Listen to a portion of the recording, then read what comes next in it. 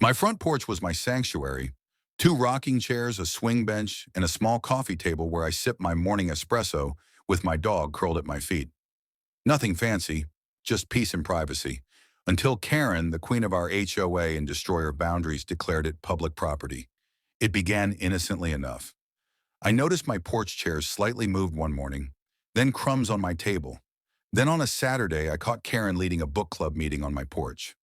5 folding chairs, 7 neighbors, and Karen, sitting in my swing, feet up, latte in hand like she owned the place. "Excuse me," I asked, stunned. Karen smiled like I was interrupting her salon appointment. "We voted to designate your porch as community seating for HOA events." "You what?" I said, trying not to laugh. "We needed a shaded, cozy spot, and yours was the most welcoming." She smiled, gesturing to my geraniums. "You should be proud." "Karen, this is my private property. You can't just use it." She didn't blink. "Porch structures facing public walkways fall under Shared Aesthetics Code Section 3A. That makes them semi-public by design." I checked. Section 3A didn't exist.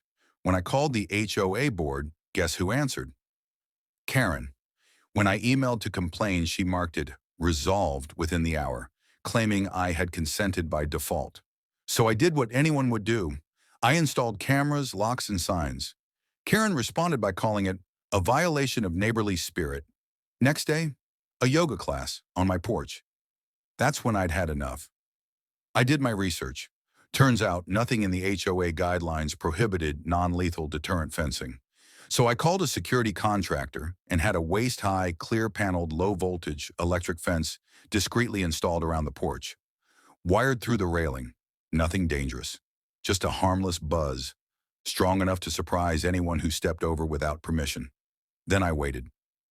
Sure enough, the next Thursday, Karen arrived in full Lululemon glory. Yoga mat tucked under her arm.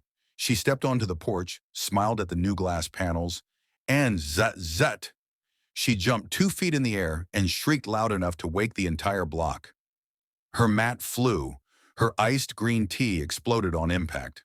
2 neighbors ran over, thinking someone had been murdered.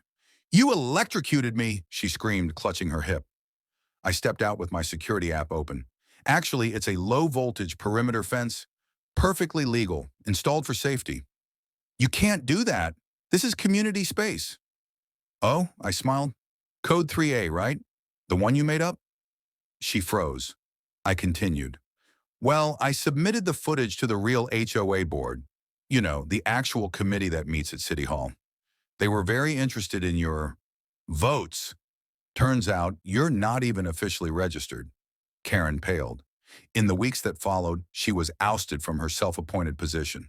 The real HOA board put her under investigation for misuse of funds and intimidation. No more porch yoga, no more book clubs, and no more Karen invasions. Now my porch is mine again.